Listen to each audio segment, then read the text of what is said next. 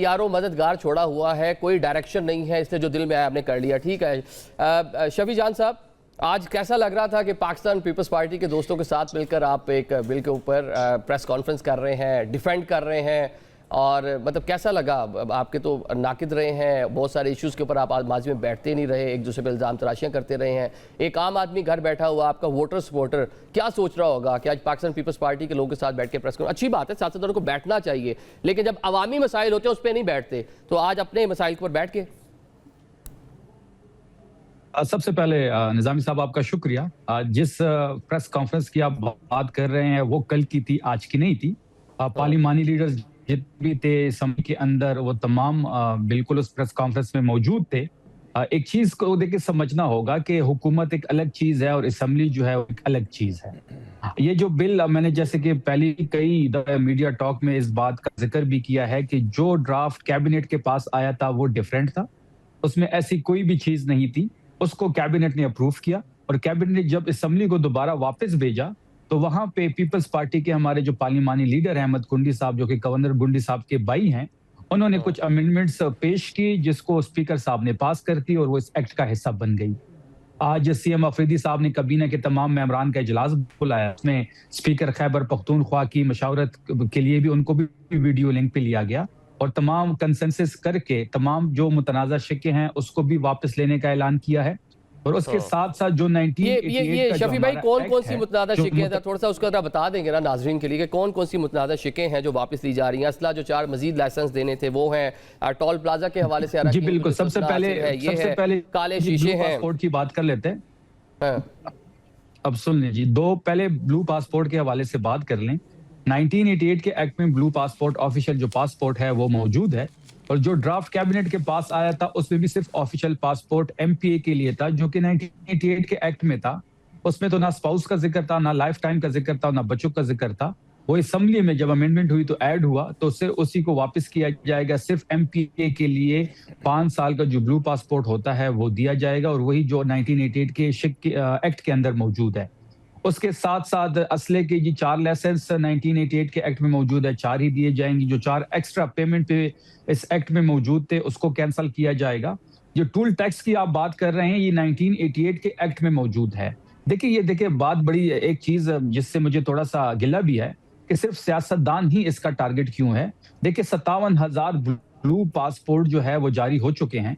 अब ये जरा पब्लिक करना चाहिए, जो इसका अहल नहीं है और उसको ब्लू पासपोर्ट अगर किसी ने जारी किया तो ये लिस्ट सामने आनी चाहिए। जिसने जारी तो ये क्या अच्छा ना होता आपकी केपी के असेंबली जो है करारदाद मंजूर करती कि जनाब ये 57,000 जो पासपोर्ट दिए हुए हैं इनकी जो इन्फॉर्मेशन है वो पब्लिक की जाए। ये नहीं होना चाहिए, बल्कि आप तो उस क्लब का हिस्सा बनने की रेस में लग गए। देखिए नहीं निजामी साहब, देखिए ब्लू पासपोर्ट तो एमपीए के पास पहले से मौजूद होता है, लेकिन वो सेक्रेटरी के अहले खाना को भी मिला होता है ना, वो भी ताहयात मिला हुआ है, रिटायरमेंट के बाद भी मिला हुआ है। बहुत सारे सीनियर ब्यूरोक्रेट्स जो होते हैं उनकी भी फैमिलीज को मिला हुआ है। तो आप उस क्लब का हिस्सा बनने लग गए ना, मतलब कि एमपीएस को मिला हुआ है लेकिन फैमिली शामिल नहीं है, ताहयात शामिल नहीं है, उनको भी आपने ताहयात शामिल करवाने की कोशिश की। देखिए नहीं, हमने शामिल करने की कोशिश नहीं की। एक असेंबली और हुकूमत 2 डिफरेंट चीजें होती हैं, ये जरा आपको समझना पड़ेगा। देखिए अगर तनकीद हुई इस चीज पे तो हमने चीज को वापस भी कर दिया। देखिए बात तो यही अगर वफाक में भी ले जाए ना सर, यही चीज अगर वफाक में पाकिस्तान तरीके से पार्लियामान और हुकूमत अलग चीज है ना। फिर मैं शफी भाई एक ये पॉइंट ले लें सर, आपने वहां पे कमेटियों के अंदर हिस्सा नहीं है, कमेटियों का हिस्सा बन जाना। फिर पार्लियामेंट अलग चीज है, हुकूमत अलग चीज है। हुकूमत शहबाज शरीफ साहब की है, पार्लियामेंट जो है वो 25 करोड़ अवाम की नुमाइंदा पार्लियामान है, तो उसका हिस्सा क्यों नहीं बनते? वहां पे कानून साजी जो बाकी मामला होते हैं उसका हिस्सा क्यों नहीं बनती पाकिस्तान तरीके इंसाफ? देखिए जहां तक वहां पे कमेटियों की बात है, इमरान खान साहब का हुक्म है कि आपने कमेटियां छोड़नी है और वो जो हुक्म करेंगे उसी हुक्म पे हम अमल पैरा होंगे। इमरान खान साहब ने बड़ा क्लियरली कहा था कि तमाम कमेटियों को छोड़ा जाए, पब्लिक अकाउंट्स कमेटी को भी छोड़ा गया, तमाम कमेटियों को छोड़ा गया। लीडर इमरान खान है, वो जो फैसला करेंगे किसी विजन के तहत करेंगे। उन्होंने फैसला किया, हमने छोड़ दी। इमरान खान साहब दोबारा हुक्म करेंगे तो हम ज्वाइन कर लेंगे। देखिए अब खैबर पख्तूनख्वा पे आते हैं, जितना वो वेला और प्रोपेगेंडा खैबर पख्तूनख्वा के मुल्क हुआ वो हक है। आप का एक्ट उठा लें, आप पंजाब का एक्ट उठा लें। पंजाब ने तो इवन यहाँ तक कानून साजी की है कि जिला नाजिम, तहसील नाजिम जो चेयरमैन है उसको भी ब्लू पासपोर्ट दिया जाए। ये ऑन रिकॉर्ड चीजें पड़ी हैं। फिर अगर आप सिंध का देख ले तो सिंध में भी ये चीज मौजूद है। सिंध, पंजाब, बलोचिस्तान में मराद सबसे ज्यादा पार्लियामेंटेरियन को दी जा रहे हैं। हमें उस पर एतराज नहीं है। हमें एतराज ये है कि खैबर पख्तूनख्वा को क्यों टारगेट किया जा रहा है। तमाम तर मीडिया का एम्फसाइज खैबर पख्तूनख्वा पे है। बजट होता है तो खैबर पख्तूनख्वा को ही एम्फसाइज किया जाता है, ना सिंध की बजट को कोई ठीक है। डिस्कस करता अवामी है, ना नुमाइंदे जो पंजाब है, जो बजट अवाम को डिस्कस रिप्रेजेंट कर रहे हैं, करता है। गरीब लोग हैं, पार्लियामान में जाते हैं, गरीब आवाम की नुमाइंदगी करते हैं, तो उनके लिए सारी की सारी मुराद डेफिनेटली होनी चाहिए। टोल टैक्स वो ना दे, बाकी मामला ना के, गरीब लोग हैं, गरीब आवाम के गरीब नुमाइंदे हैं जो पार्लियामान में होते हैं। हमारे साहब, ये इब्तदाई लोग जो शामिल थे, जिन्होंने ट्वीट्स की थी, ये मामला जो है आइडेंटिफाई किया, उनमें आप भी शामिल थे। ये शुरुआत कहाँ से होती है? दोनों जानिब से अपना अपना एक मौक़िफ़ आ रहा है, लेकिन जो मामला है नेट रिजल्ट उसका देखें तो सेम पेज पे सारी जमातें नज़र आ रही हैं KPK में। बहुत शुक्रिया आदिल। देखिए, दोनों मिनिस्टर साहिबान बात कर रहे हैं और वो अपने आप को मुबर्रा करने की कोशिश कर रहे हैं। भाई, ये बिल 30 अप्रैल को पास हुआ है, यानी 2 महीने से ज़ायद हो गए थे। क्या ये मीडिया के सामने ये ख़बर आई थी? क्या आवाम को एतमाद में लिया गया था? क्या कहीं पे ये ख़बर लीक हुई थी? गवर्नर के पास भी गया है, वहाँ गवर्नर के पास समरी भी गई है, वापस भी स्पीकर के पास आई है, किसी को कानो कान खबर नहीं हुई। मीडिया ने खबर निकाल दी, हमने उस पर बात शुरू की, तब लोगों को पता चला। तो क्या ये वारदात नहीं थी? इसमें कुछ और चीज़ें भी हुई। एक ये, मैं PTI से ज़्यादा अपोजिशन को इसका ज़िम्मेदार समझता हूँ। यानी PTI ने तो चलो गलती कर ली, लेकिन अपोजिशन का काम होता है, ये सिर्फ पाकिस्तान में नहीं पूरी दुनिया में राइज दस्तूर यही है कि अपोजिशन मुहासिबा करेगा, मॉनिटर करेगा, मामलात को देगा, क्या जहाँ गलती होगी उस पर गिरफ्त करेगी। लेकिन क्या अपोजिशन ने की? अपोजिशन का किरदार क्या था? यानी आप देख ले, जमीयतुल उलमा इस्लाम के पार्लिमानी लीडर कौन है? मौलाना फजल रहमान के भाई हैं, मौलाना लुत्फुर रहमान। मुस्लिम लीग के पार्लिमानी लीडर कौन है? फेडरल मिनिस्टर अमीर मकाम के भाई डॉक्टर इबाद हैं। पीपल्स पार्टी के पार्लिमानी लीडर कौन है? गवर्नर पुख्तनख्वा के भाई अहमद कुंडी है।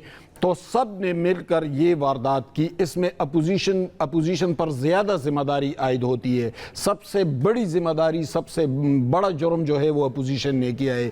क्यों वो लोगों के सामने लेकर नहीं आए? इसलिए नहीं आए कि उनको ब्लू पासपोर्ट मिल रहे थे, उनके शरीक हयात को मिल रहे थे, उनके लिए टूल टैक्स फ्री हो रहा था, उनको असलहे के 4-4 लाइसेंस मिल रहे थे, उनको रेस्ट हाउसेस मुफ्त मिल रहे थे, उनको VIP लाउंज मिल रहे थे। और इसमें सबसे बड़ा जुर्म क्या है?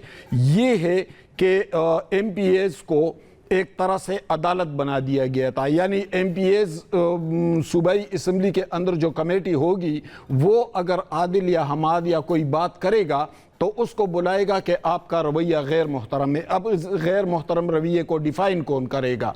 यानी ये अगर मैं आप बात करें इनके ख़िलाफ़ तो वो गैर मोहतरम होगा, लेकिन इनके हक़ में आप गलत बात करें तो वो मोहतरम रवैया डिक्लेयर होगा। दूसरी बात ये थी कि 10 लाख जुर्माना और 6 महीने कैद, यानी ये इख्तियार जो जुडिशरी के पास होता था, जुडिशरी का पहले से जो हाल हुआ है वो भी यहाँ से उठाकर इनको दे दिया गया था।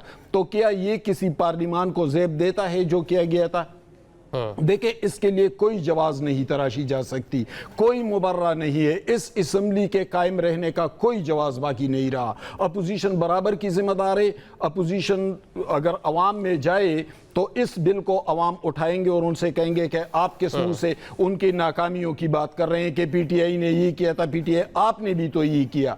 न अपोजिशन मुबर्रा है न PTI मुबर्रा है, दोनों ने किया है। एक बड़ा जुर्म है, एक बड़ी संगीन गलती है, और ये हमारी पार्लिमानी तारीख की बदतरीन मिसाल बन रही है।